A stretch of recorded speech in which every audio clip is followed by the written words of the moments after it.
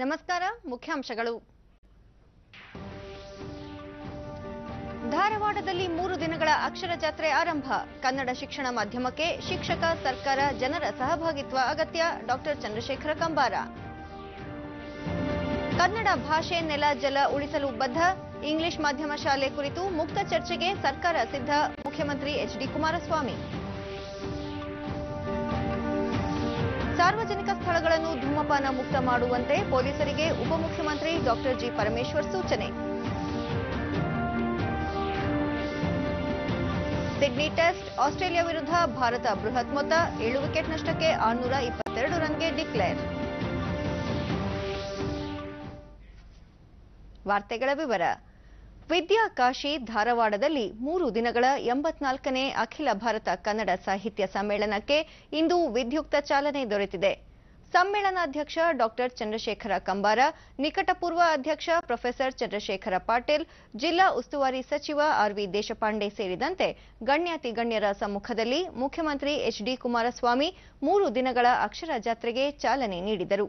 ಇಲ್ಲಿದೆ ಒಂದು ವರದಿ.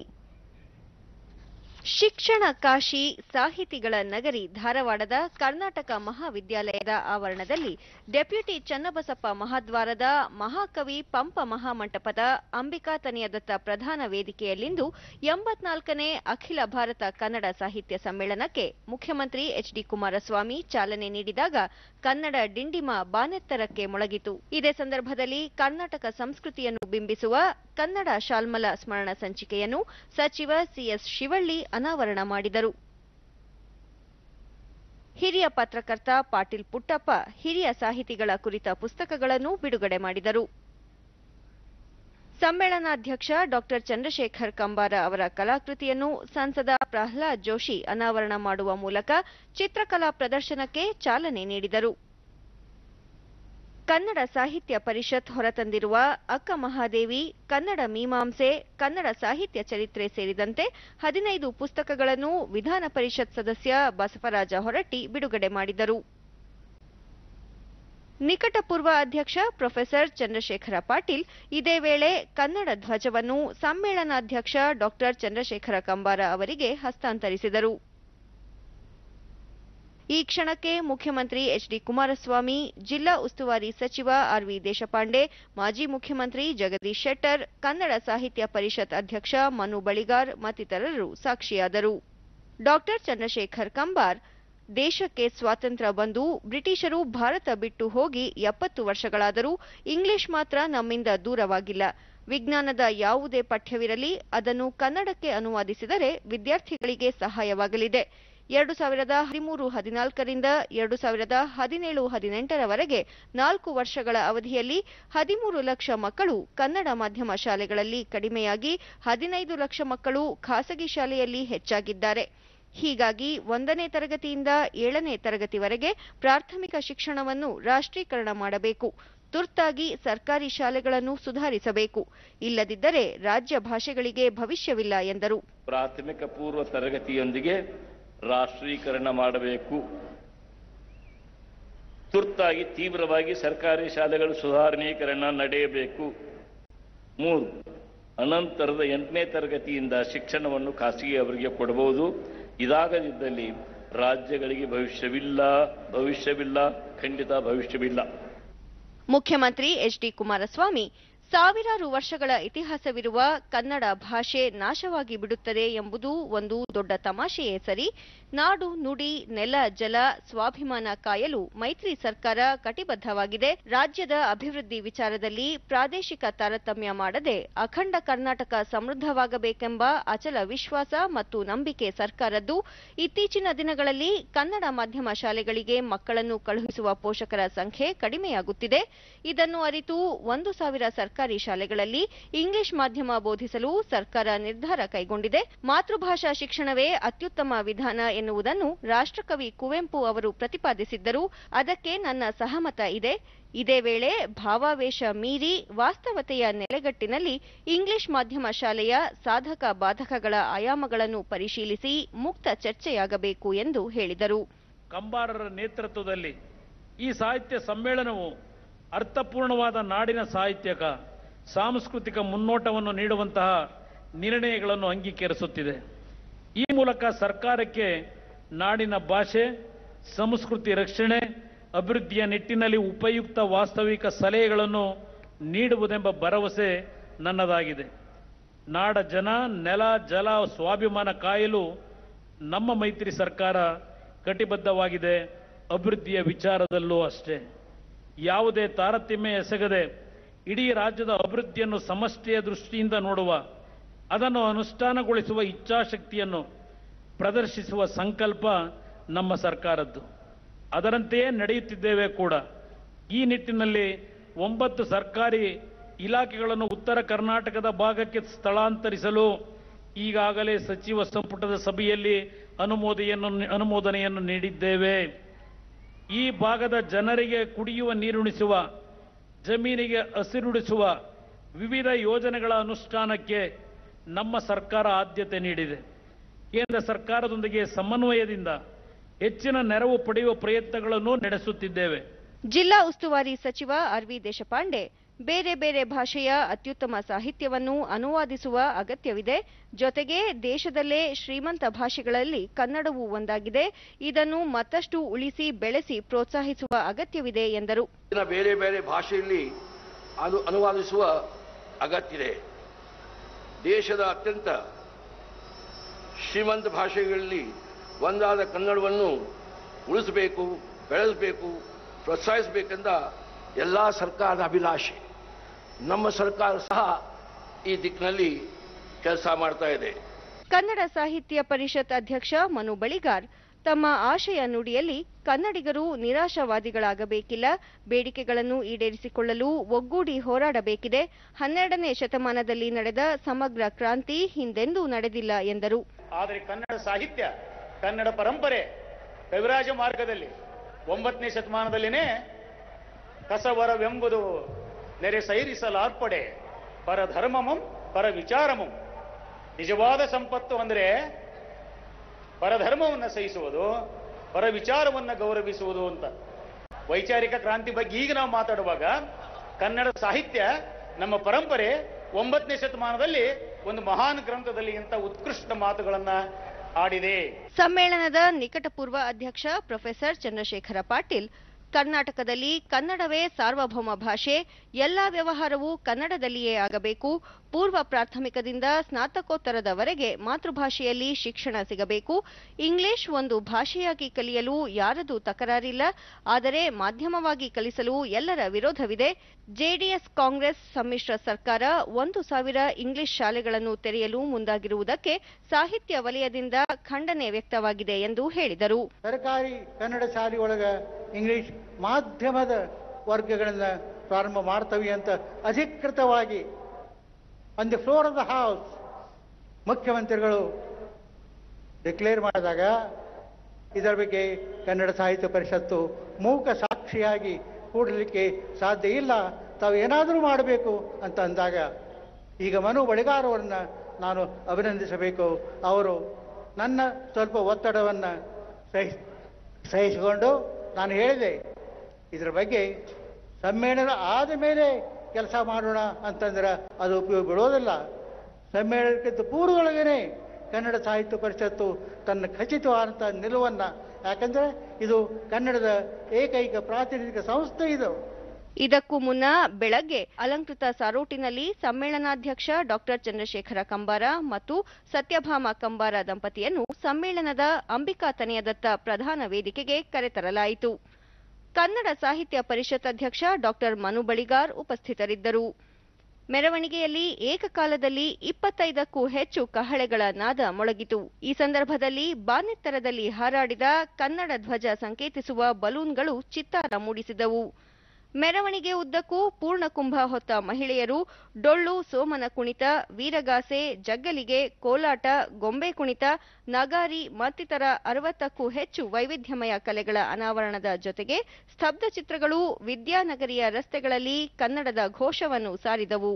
ನಂತರ ಜಿಲ್ಲಾ ಉಸ್ತುವಾರಿ ಸಚಿವ ಆರ್.ವಿ. ದೇಶಪಾಂಡೆ ಕೃಷಿ ವಿಶ್ವವಿದ್ಯಾಲಯದ ಆವರಣದಲ್ಲಿ ಧ್ವಜಾರೋಹಣ ನೆರವೇರಿಸಿದರು.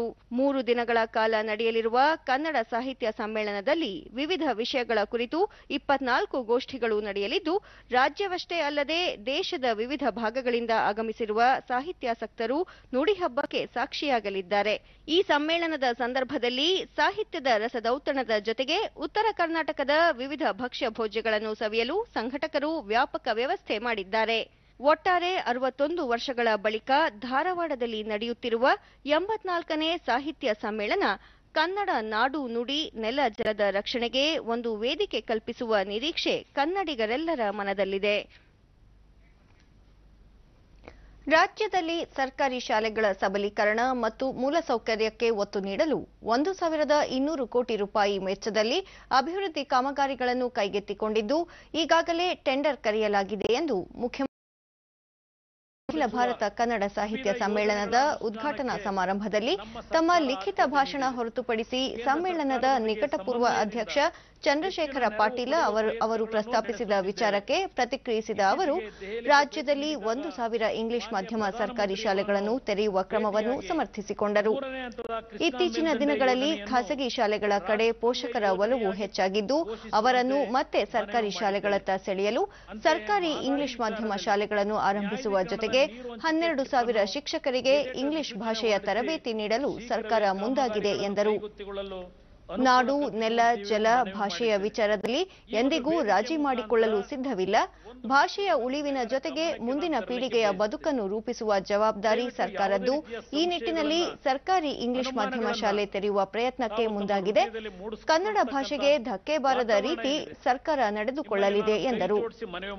ಶೀಘ್ರದಲ್ಲೇ ಶಿಕ್ಷಣ ತಜ್ಞರು, ಕನ್ನಡ ಸಾಹಿತ್ಯ ಪರಿಷತ್ ಅಧ್ಯಕ್ಷರು ಸೇರಿದಂತೆ ಎಲ್ಲರ ಸಭೆ ಕರೆದು ತಕ್ಷಣಕ್ಕೆ ಆಗಬೇಕಾಗಿರುವ ಕಾರ್ಯಕ್ರಮಗಳ ಬಗ್ಗೆ ಚರ್ಚೆ ನಡೆಸಲು ಸರ್ಕಾರ ಸಿದ್ಧವಿದೆ. ಕನ್ನಡ ಭಾಷೆ ವಿಷಯದಲ್ಲಿ ಯಾರೊಬ್ಬರಿಗೂ ಆತಂಕ ಬೇಡ ಎಂದು ಹೇಳಿದರು. ಒಂದು ಮಹದಾಯ ನೀರಿನ ವಿಷಯದಲ್ಲೂ ಇಟ್ಟಿದ್ದೀರಿ ವಿಷಯವನ್ನ. ಉತ್ತರ ಕರ್ನಾಟಕದ ಅಭಿವೃದ್ಧಿಯ ಬಗ್ಗೆ ಒಂದು ಚರ್ಚೆಯನ್ನ ಇಟ್ಟುಕೊಂಡಿದ್ದಾರೆ. ಹೀಗೆ ಹಲವಾರು ವಿಷಯಗಳನ್ನ ಈ ಒಂದು 3 ದಿನಗಳ ಸಮ್ಮೇಳನದಲ್ಲಿ ಪ್ರಮುಖವಾಗಿ ನೀವೇನು ತೆಗೆದುಕೊಂಡಿದ್ದೀರಿ. ಇರ್ತಕ್ಕಂಥ ವಾಸ್ತವಾಂಶಗಳನ್ನು ನಿಮ್ಮ ಮುಂದೆ ನಾನು ಇಡಲೇಬೇಕು. ಇಲ್ಲಿ ರಾಜಕೀಯದ ಪ್ರಶ್ನೆ ಇಲ್ಲ. ಇವತ್ತು ಕೃಷ್ಣಾ ಮೇಲ್ದಂಡೆ ನೀರಿನ ಯೋಜನೆ ತೀರ್ಪು 2010 ಕೊಟ್ಟಿದ್ದಾರೆ. ಇವತ್ತು ಭೂ ಸ್ವಾಧೀನ ಪ್ರಕ್ರಿಯೆ ಮಾಡಲಿಕ್ಕೇನೆ ಸುಮಾರು 60-65 ಸಾವಿರ ಕೋಟಿ ರೂಪಾಯಿಗಳ ಅವಶ್ಯಕತೆ ಇದೆ. ಆ 170 TMC ನೀರನ್ನು ಉಪಯೋಗ ಮಾಡಬೇಕು. ಅದರ ಜೊತೆಗೆ ಹಳೆಯ ನೀರನ್ನು ಇನ್ನೂ ಸಂಪೂರ್ಣವಾಗಿ ನಾವು ರೈತರಿಗೆ ಕೊಡಲಿಕ್ಕೆ ಸಾಧ್ಯ ಆಗಿಲ್ಲ. ಹಲವಾರು ಸಮಸ್ಯೆಗಳನ್ನು ಉತ್ತರ ಕರ್ನಾಟಕದ ನನ್ನ ರೈತ ಬಂಧುಗಳು ಅನುಭವಿಸ್ತಾ ಇದ್ದೀರಿ. ಇವತ್ತು ಆ ನೀರನ್ನು ನಾವು ಉಪಯೋಗ ಮಾಡಬೇಕಾದ್ರೆ ನನ್ನ ಅಭಿಪ್ರಾಯದಲ್ಲಿ ಕನಿಷ್ಠ 1-1.5 ಲಕ್ಷ ಕೋಟಿ ರೂಪಾಯಿಗಳ ಅವಶ್ಯಕತೆ ಈಗಲೂ ಇದೆ. ರಾಜ್ಯ ಸರ್ಕಾರದಲ್ಲಿ ಇಷ್ಟು ಹಣವನ್ನು ನಾವು ವಿನಿಯೋಗ ಮಾಡ್ತಕ್ಕಂಥದ್ದಕ್ಕೆ ಈಗ ನಾವು ಹೋಗ್ತಿರ್ತಕ್ಕಂಥ ಮಾರ್ಗವನ್ನು ನಾವು ನೋಡಿದ್ರೆ, ಈಗಿನ ಹಂಚಿಕೆಯನ್ನು ನಾವು ನೋಡಿದ್ರೆ ಬಹುಶಃ ಇನ್ನೂ 50 ವರ್ಷಗಳಾದರೂ ನಿಮ್ಮ ಕೃಷ್ಣಾ ಮೇಲ್ದಂಡೆ ಯೋಜನೆಯನ್ನು ಸಂಪೂರ್ಣಗೊಳಿಸಲಿಕ್ಕೆ ಸಾಧ್ಯ ಆಗೋದಿಲ್ಲ. ಇದು ವಾಸ್ತವಾಂಶ. ಇದನ್ನು ನೀವು ಅರ್ಥಕೋಬೇಕಾಗ್ತದೆ. ಬೆಂಗಳೂರಿನಲ್ಲಿಂದು ಬಿಬಿಎಂಪಿ ವತಿಯಿಂದ ಧೂಮಪಾನ ಮುಕ್ತ ಬೆಂಗಳೂರು ಅಭಿಯಾನದ ಮಾಹಿತಿ ಕಾರ್ಯಕ್ರಮ ಆಯೋಜಿಸಲಾಗಿತ್ತು. ಉಪಮುಖ್ಯಮಂತ್ರಿ ಡಾಕ್ಟರ್ ಜಿ ಪರಮೇಶ್ವರ್ ಧೂಮಪಾನದ ಬಗ್ಗೆ ಮಾಹಿತಿ ನೀಡುವ ಕ್ಯಾಲೆಂಡರ್ ಅನ್ನು ಬಿಡುಗಡೆ ಮಾಡಿದರು. ಬಿಬಿಎಂಪಿ ಮೇಯರ್ ಗಂಗಾಂಬಿಕೆ ಮಲ್ಲಿಕಾರ್ಜುನ, ಬೆಂಗಳೂರು ನಗರ ಪೊಲೀಸ್ ಆಯುಕ್ತ ಟಿ ಸುನಿಲ್ ಕುಮಾರ್ ಉಪಸ್ಥಿತರಿದ್ದರು. ನಂತರ ಪರಮೇಶ್ವರ್, ಧೂಮಪಾನ ಜೀವನಕ್ಕೆ ಮಾರಕ ಎಂಬುದು ತಿಳಿದಿದ್ದರೂ ಕೋಟ್ಯಂತರ ಜನ ಈ ದುಶ್ಚಟಕ್ಕೆ ಒಳಗಾಗುತ್ತಿರುವುದು ಒಂದು ವಿಸ್ಮಯವೇ ಆಗಿದೆ ಎಂದು ಅಚ್ಚರಿ ವ್ಯಕ್ತಪಡಿಸಿದರು. ಧೂಮಪಾನ ಆರೋಗ್ಯದ ಮೇಲೆ ಗಂಭೀರ ಪರಿಣಾಮ ಬೀರುತ್ತದೆ ಎಂಬ ಬಗ್ಗೆ ಸಾರ್ವಜನಿಕರಲ್ಲಿ ಅರಿವು ಮೂಡಿಸುವುದು ಆಡಳಿತದ ಜವಾಬ್ದಾರಿಯಾಗಿದೆ. ಶಾಲಾ ಕಾಲೇಜು ಸಾರ್ವಜನಿಕ ಸ್ಥಳಗಳಲ್ಲಿ ಈ ಬಗ್ಗೆ ಪರಿಣಾಮಕಾರಿಯಾಗಿ ಅರಿವು ಮೂಡಿಸುವಂತಹ ಕಾರ್ಯಕ್ರಮಗಳನ್ನು ಹಮ್ಮಿಕೊಳ್ಳುವುದು ಅಗತ್ಯವಾಗಿದೆ. ಧೂಮಪಾನ ಪ್ರಕರಣಗಳನ್ನು ತಡೆಗಟ್ಟುವಲ್ಲಿ ಪೊಲೀಸ್ ಇಲಾಖೆಯ ಪಾತ್ರ ಅತ್ಯಂತ ಪ್ರಮುಖವಾಗಿದೆ ಎಂದು ಪರಮೇಶ್ವರ್ ತಿಳಿಸಿದರು. ಈ ಇನಿಷಿಯೇಟಿವ್ ಏನಿದೆ, ಈ ಪ್ರಯತ್ನ ಏನಿದೆ, ಇದು ಯಶಸ್ಸಾಗ್ಲಿ. ಇನ್ನೂ ಹೆಚ್ಚಿನ ರೀತಿಯಲ್ಲಿ ಇದಕ್ಕೆ ನಾವೆಲ್ಲ ಪ್ರಯತ್ನ ಮಾಡಿ ನಮ್ಮ ಕಮಿಷನರ್ ಏನಿದ್ದಾರೆ, ಪೊಲೀಸ್ ಕಮಿಷನರು, ನಮ್ಮ ಬಿಬಿಎಂಪಿ ಕಮಿಷನರು, ಯಾವ ಕಾಲೇಜ್ ಹತ್ರ ಹೋಗಿ ನೋಡಿದ್ರೆ ನಿಮ್ಗೆ ಅಲ್ಲೆಲ್ಲೋ ಒಂದ್ ಕಡೆ ಯಾರೋ ಒಬ್ಬ ಏಜೆಂಟ್ ನಿಂತ್ಕೊಂಡು ಮಕ್ಕಳಿಗೆ ಈ ಡ್ರಗ್ಸ್ಗಳನ್ನ ಕೊಡೋದನ್ನು ನೋಡಿದ್ದೀವಿ ನಾವು ಬೇಕಾದ ಸರಿ, ಇಂಥದ್ದೆಲ್ಲ ಕೇಳಿದ್ದೀವಿ. ಆದರೆ ಇತ್ತೀಚಿನ ದಿನದಲ್ಲಿ ನಾವೇನು ಪ್ರಯತ್ನ ಮಾಡಿದೋ ಒಂದು ಆಂದೋಲನದ ರೀತಿಯಲ್ಲಿ ಪೊಲೀಸ್ ಇಲಾಖೆಯಲ್ಲಿ ನಿಲ್ಲಿಸೋದಕ್ಕೆ, ಕಡಿಮೆ ಮಾಡೋದಕ್ಕೆ ಪ್ರಯತ್ನ ಮಾಡೋ, ಅದರಲ್ಲಿ ನಾವು ಸ್ವಲ್ಪ ಮಟ್ಟಿಗೆ ಯಶಸ್ಸನ್ನು ಕಂಡಿದ್ದೇವೆ. ಬಹಳ ಕಡಿಮೆ ಆಗಿದೆ, ಬಹಳಷ್ಟು ಕಡಿಮೆ ಆಗಿದೆ. ನಮ್ಮ ಎಚ್ಎಎಲ್ ಕಾರ್ಖಾನೆ ಅಭಿವೃದ್ಧಿಪಡಿಸಲು ಎನ್ಡಿಎ ಸರ್ಕಾರ ಬದ್ಧವಾಗಿದ್ದು ಹಲವು ಮಹತ್ವದ ಕ್ರಮ ಜರುಗಿಸಲಾಗಿದೆ. ಆದರೆ ಕಾಂಗ್ರೆಸ್ ಎಚ್ಎಎಲ್ ಕುರಿತು ಕೇವಲ ಮೊಸಳೆ ಕಣ್ಣೀರು ಸುರಿಸುತ್ತಿದೆ ಎಂದು ರಕ್ಷಣಾ ಸಚಿವೆ ನಿರ್ಮಲಾ ಸೀತಾರಾಮನ್ ಹೇಳಿದ್ದಾರೆ. ಲೋಕಸಭೆಯಲ್ಲಿಂದು ರಫೇಲ್ ವಿಮಾನ ಖರೀದಿ ಒಪ್ಪಂದ ಕುರಿತ ಚರ್ಚೆಯಲ್ಲಿ ಉತ್ತರಿಸಿದ ಅವರು, ಎಚ್ಎಎಲ್ಗೆ 50,000 ಕೋಟಿ ರೂಪಾಯಿ ಮೌಲ್ಯದ 83 ಲಘು ಯುದ್ಧ ವಿಮಾನ ತೇಜಸ್ ಉತ್ಪಾದನೆಗೆ ಆದೇಶ ನೀಡಲಾಗಿದೆ. ಅಲ್ಲದೆ 15 ಸಮರ ಹೆಲಿಕಾಪ್ಟರ್, 200 ಹೆಲಿಕಾಪ್ಟರ್, 19 ಗಾರ್ನಿಯರ್ ಸಾರಿಗೆ ವಿಮಾನ, ಏರೋ ಇಂಜಿನ್ ಸೇರಿದಂತೆ ಒಟ್ಟಾರೆ 1 ಲಕ್ಷ ಕೋಟಿ ರೂಪಾಯಿ ಮೊತ್ತದ ಉತ್ಪಾದನಾ ಆದೇಶ ನೀಡಲಾಗಿದೆ ಎಂದು ವಿವರಿಸಿದರು. ಇದಲ್ಲದೆ ಎಚ್ಎಎಲ್ನ ಉತ್ಪಾದನಾ ಸಾಮರ್ಥ್ಯವನ್ನು ವಾರ್ಷಿಕ 8 ವಿಮಾನದಿಂದ 16 ವಿಮಾನಕ್ಕೆ ಏರಿಸಲಾಗಿದೆ. ಆದರೆ ಯುಪಿಎ ಅವಧಿಯಲ್ಲಿ ಎಚ್ಎಎಲ್ ಅನ್ನು ನಿರ್ಲಕ್ಷಿಸಲಾಗಿತ್ತು. ಬೆಂಗಳೂರಿನಲ್ಲಿ ಎಐಸಿಸಿ ಅಧ್ಯಕ್ಷ ರಾಹುಲ್ ಗಾಂಧಿ ಎಚ್ಎಎಲ್ ಕುರಿತು ಸಭೆ ನಡೆಸಿದರು. ಆದರೆ ಅಮೇಠಿ ಕ್ಷೇತ್ರದಲ್ಲಿರುವ ಎಚ್ಎಎಲ್ ಘಟಕಕ್ಕೆ ಭೇಟಿ ನೀಡಿಲ್ಲ ಎಂದು ಅವರು ಹೇಳಿದರು. ಸುದೀರ್ಘ ಅವಧಿಯಲ್ಲೂ ರಫೇಲ್ ಒಪ್ಪಂದ ಪೂರ್ಣಗೊಳಿಸಲು ವಿಫಲವಾದ ಕಾಂಗ್ರೆಸ್ ರಾಷ್ಟ್ರೀಯ ಹಿತಾಸಕ್ತಿಯನ್ನು ನಿರ್ಲಕ್ಷಿಸುತ್ತಿದ್ದು ರಫೇಲ್ ವಿಚಾರದಲ್ಲಿ ಸುಳ್ಳು ಹೇಳುತ್ತಿದೆ. ಯುಪಿಎ ಅವಧಿಯಲ್ಲಿ 1 ಸ್ಕ್ವಾಡ್ರನ್ನ 18 ವಿಮಾನ ಹಾರಾಟ ಸ್ಥಿತಿಯಲ್ಲಿ ಖರೀದಿಗೆ ಒಪ್ಪಂದ ಮಾಡಿಕೊಳ್ಳಲಾಗಿತ್ತು. ಆದರೆ ಎನ್ಡಿಎ ಅವಧಿಯಲ್ಲಿ 2 ಸ್ಕ್ವಾಡ್ರನ್ನ 36 ವಿಮಾನಗಳನ್ನು ಹಾರಾಟ ಸ್ಥಿತಿಯಲ್ಲಿ ಖರೀದಿಸಲಾಗುತ್ತಿದೆ. ಮೊದಲ ವಿಮಾನ ಈ ವರ್ಷದ ಸೆಪ್ಟೆಂಬರ್ನಲ್ಲಿ ಪೂರೈಕೆಯಾಗಲಿದ್ದು ಕೊನೆಯ ಮತ್ತು 36ನೇ ವಿಮಾನ 2022ರೊಳಗೆ ಪೂರೈಕೆಯಾಗಲಿದೆ ಎಂದು ಅವರು ಹೇಳಿದರು. One, they needed more man-hours. Two, they also did not want to stand, Dassault did not want to stand guarantee for those Rafale which are being produced by HAL in India, which means India would be, end of the day, buying 108 Rafale produced in HAL, and mind you, the consumer, who is Indian Air Force, will be buying it without a guarantee being issued by the original equipment manufacturer. ಲೋಕಸಭೆಯ ಕಾಂಗ್ರೆಸ್ ನಾಯಕ Mallikarjuna Kharge Rafale ಪ್ರಕರಣ ಕುರಿತು ಸರ್ಕಾರ ಸತ್ಯಕ್ಕೆ ದೂರವಾದ ಮಾಹಿತಿ ನೀಡುತ್ತಿದ್ದು ಈ ಕುರಿತು ಜಂಟಿ ಸಂಸದೀಯ ಸಮಿತಿ ತನಿಖೆ ನಡೆಸಬೇಕು ಎಂದು ಆಗ್ರಹಿಸಿದರು. ಎಐಸಿಸಿ ಅಧ್ಯಕ್ಷ ರಾಹುಲ್ ಗಾಂಧಿ ರಫೇಲ್ ಒಪ್ಪಂದದಲ್ಲಿ ಖಾಸಗಿ ಕಂಪನಿಯೊಂದಕ್ಕೆ ಪಾಲುದಾರಿಕೆ ನೀಡಲಾಗಿದೆ ಎಂದು ಆರೋಪಿಸಿದರು. ಮಣಿಪುರದ ಇಂಫಾಲದಲ್ಲಿಂದು ವಿವಿಧ ಅಭಿವೃದ್ಧಿ ಯೋಜನೆಗಳಿಗೆ ಪ್ರಧಾನಿ ನರೇಂದ್ರ ಮೋದಿ ಉದ್ಘಾಟನೆ ಹಾಗೂ ಶಂಕುಸ್ಥಾಪನೆ ನೆರವೇರಿಸಿದರು. जिले के मोरे में चेक पोस्ट, इंफाल पूर्वी जिले में दोलाई-थाबी बैराज परियोजना. ರಾಜಧಾನಿ ಇಂಫಾಲದಿಂದ 100 ಕಿಲೋಮೀಟರ್ ದೂರದಲ್ಲಿರುವ ಮೊರೆಯಲ್ಲಿ ನಿರ್ಮಿಸಲಾಗಿರುವ ಆಧುನಿಕ ಏಕೀಕೃತ ಚೆಕ್ ಪೋಸ್ಟ್ ಅನ್ನು ಲೋಕಾರ್ಪಣೆಗೊಳಿಸಿದರು. ಭಾರತ ಮತ್ತು ಮೈನ್ಮಾರ್ ನಡುವೆ ಸಂಪರ್ಕ ಕಲ್ಪಿಸುವ ಈ ಆಧುನಿಕ ಟರ್ಮಿನಲ್ 38 ಎಕರೆ ಪ್ರದೇಶದಲ್ಲಿ ನಿರ್ಮಾಣಗೊಂಡಿದೆ. ಇದು ಇಂಫಾಲದ ರಾಷ್ಟ್ರೀಯ ಹೆದ್ದಾರಿ 39 ಅನ್ನು ಕೂಡಿಕೊಳ್ಳಲಿದ್ದು ಪ್ರಯಾಣಿಕರ ಸಂಚಾರದ ಜೊತೆಗೆ ಸರಕು ಸಾಗಣೆ ಮಾರ್ಗವೂ ಇದಾಗಿದೆ. ಮೊರೆಯಲ್ಲಿ ನಿರ್ಮಾಣಗೊಂಡಿರುವ ಈ ಆಧುನಿಕ ಟರ್ಮಿನಲ್ನಲ್ಲಿ 100 ಲಾರಿಗಳು ನಿಲ್ಲಬಹುದಾಗಿದ್ದು ಶೀತಲೀಕರಣ ಘಟಕವೂ ಇಲ್ಲಿದೆ. ಬಳಿಕ ಪ್ರಧಾನಿ ನರೇಂದ್ರ ಮೋದಿ ಮೂಲಸೌಕರ್ಯಕ್ಕೆ ಎನ್ಡಿಎ ಸರ್ಕಾರ ಹೆಚ್ಚಿನ ಆದ್ಯತೆ ನೀಡಿದ್ದು ರಾಷ್ಟ್ರೀಯ ಹೆದ್ದಾರಿಗಳನ್ನು ಅಭಿವೃದ್ಧಿಪಡಿಸುತ್ತಿದೆ. ಗ್ರಾಮೀಣ ಭಾಗದಲ್ಲಿ ಮಹಿಳೆಯರ ಸಬಲೀಕರಣಕ್ಕಾಗಿ ಉಚಿತ ಅಡುಗೆ ಅನಿಲ ಸಂಪರ್ಕ ಕಲ್ಪಿಸಲಾಗಿದೆ ಎಂದರು. ಈಶಾನ್ಯ ಭಾರತದ ಅಭಿವೃದ್ಧಿಗೆ ಸರ್ಕಾರ ಬದ್ಧ ಎಂದ ಪ್ರಧಾನಿ ಕ್ರೀಡಾ ಕ್ಷೇತ್ರದಲ್ಲಿ ಈ ಭಾಗದ ಯುವಜನರು ಉತ್ತಮ ಕೊಡುಗೆ ನೀಡುತ್ತಿದ್ದಾರೆ ಎಂದು ಶ್ಲಾಘಿಸಿದರು. ಕ್ರೀಡಾ ವಲಯದಲ್ಲಿ ಹಾಗೂ ತರಬೇತಿಯಲ್ಲಿ ಪಾರದರ್ಶಕತೆ ತರಲಾಗಿದ್ದು ಭ್ರಷ್ಟಾಚಾರವನ್ನು ತೊಡೆದುಹಾಕಲಾಗಿದೆ. ಇದರ ಫಲವಾಗಿ ಒಲಿಂಪಿಕ್, ಪ್ಯಾರಾಲಿಂಪಿಕ್, ಏಷ್ಯನ್ ಗೇಮ್ಸ್, ಯುವ ಒಲಿಂಪಿಕ್ ಮತ್ತು ಇತರ ಅಂತಾರಾಷ್ಟ್ರೀಯ ಕ್ರೀಡಾಕೂಟಗಳಲ್ಲಿ ಭಾರತೀಯ ಸ್ಪರ್ಧಿಗಳು ಉತ್ತಮ ಪ್ರದರ್ಶನ ತೋರುತ್ತಿದ್ದಾರೆ. ಭಾರತ ಎಲ್ಲ ವಲಯಗಳಲ್ಲಿ ಬದಲಾಗುತ್ತಿದ್ದು ಭ್ರಷ್ಟಾಚಾರ ಮುಕ್ತ, ವಿಕಾಸಯುಕ್ತ ಹಾಗೂ ನವಭಾರತ ನಿರ್ಮಾಣ ತಮ್ಮ ಸರ್ಕಾರದ ಸಂಕಲ್ಪವಾಗಿದೆ ಎಂದು ಹೇಳಿದರು. मुश्किलें आसान हुई है।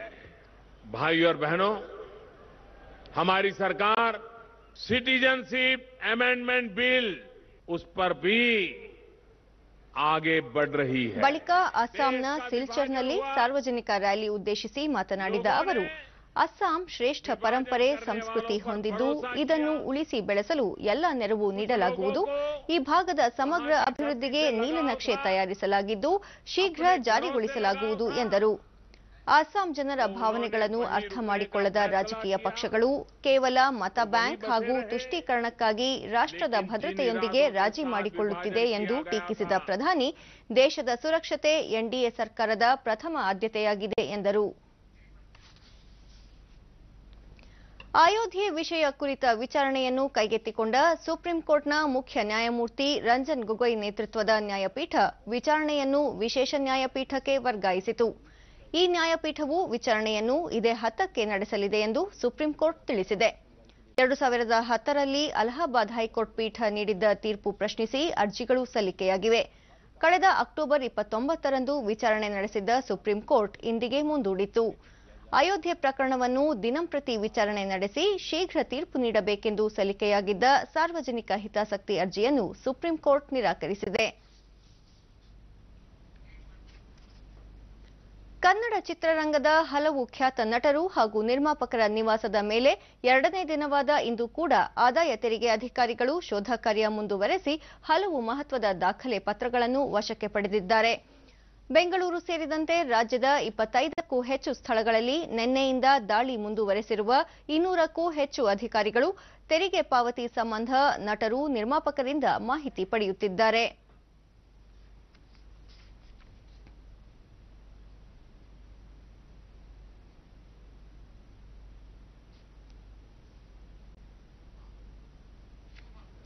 ಪ್ರಮುಖ ನಟರಾದ ಶಿವರಾಜ್ ಕುಮಾರ್, ಪುನೀತ್ ರಾಜ್ಕುಮಾರ್, ಸುದೀಪ್, ಯಶ್, ನಿರ್ಮಾಪಕರಾದ ಸಿಆರ್ ಮನೋಹರ್, ರಾಕ್ಲೈನ್ ವೆಂಕಟೇಶ್, ವಿಜಯ್ ಕಿರಂಗದೂರು ಹಾಗೂ ಜಯಣ್ಣ ಅವರ ಬೆಂಗಳೂರು ನಿವಾಸ ಹಾಗೂ ಕಚೇರಿಗಳು ಮತ್ತು ಕುಟುಂಬ ಸದಸ್ಯರ ಮನೆಗಳ ಮೇಲೆ ಆದಾಯ ತೆರಿಗೆ ಅಧಿಕಾರಿಗಳು ಇಂದು ಕೂಡ ಶೋಧ ಮುಂದುವರೆಸಿದರು.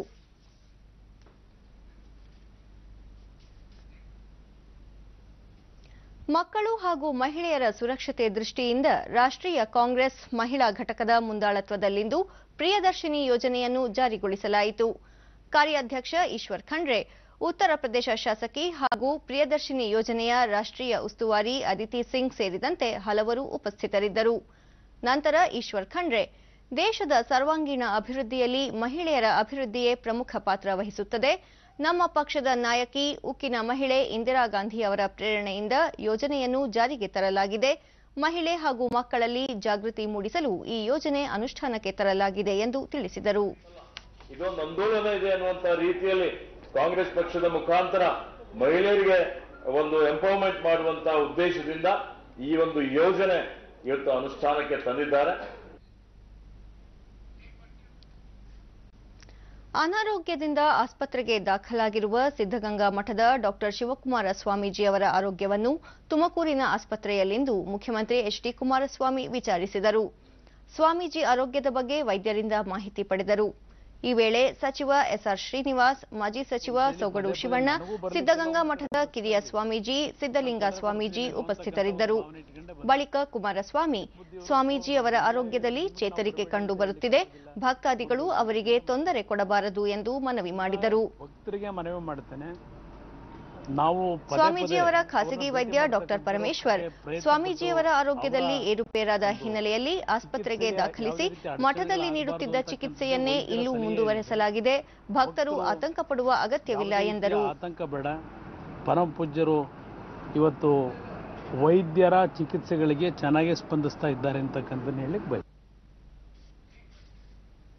ಕೃಷಿ ತಂತ್ರಜ್ಞರ ಸಂಸ್ಥೆ ಆಯೋಜಿಸಿದ್ದ ರೈತ ದಿನಾಚರಣೆ ಹಾಗೂ ಸುವರ್ಣ ಮಹೋತ್ಸವದ ಸಮಾರೋಪ ಸಮಾರಂಭ ಬೆಂಗಳೂರಿನಲ್ಲಿಂದು ನಡೆಯಿತು.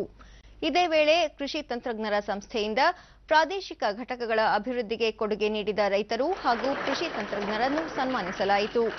ಕೃಷಿ ನಿರ್ದೇಶಕ ಬಿವೈ ಶ್ರೀನಿವಾಸ್, ಕೃಷಿ ಪದವೀಧರರು, ಜನಪ್ರತಿನಿಧಿಗಳ ಮಾರ್ಗದರ್ಶನದಲ್ಲಿ ಕೃಷಿ ತಂತ್ರಜ್ಞರ ಸಂಸ್ಥೆ ಮುನ್ನಡೆಯುತ್ತಿದೆ ಎಂದು ಶ್ಲಾಘಿಸಿದರು.